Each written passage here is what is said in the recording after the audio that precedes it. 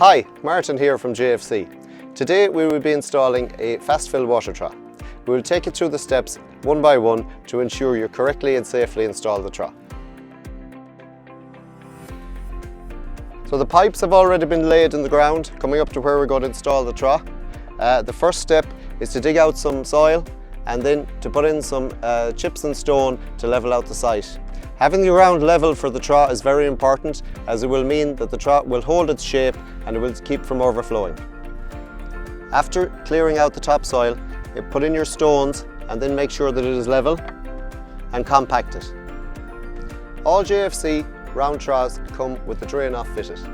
For safety purposes and for transport, it is fitted underneath the ball housing cover.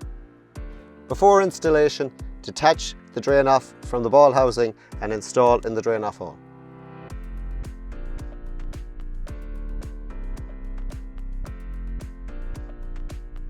Every JFC water trough comes with the ball cock installed.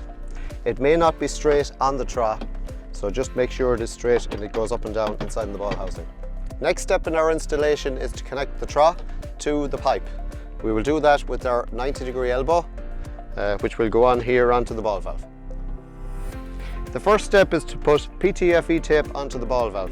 Then install the elbow, cut your pipe to suit the insert, and then install it onto the elbow.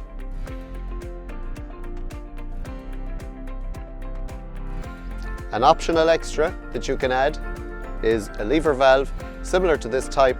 You can attach it to the pipe just below the fitting so that you can turn on and off the water at the trough. It saves you walking all the way to wherever your water supply comes from, and you can clean the trough or check the valve at any time. Once you've moved the trough onto the base, recheck to make sure that it is level. Now that our installation is completed, turn on the water, and when the trough has filled, check to make sure that there are no leaks.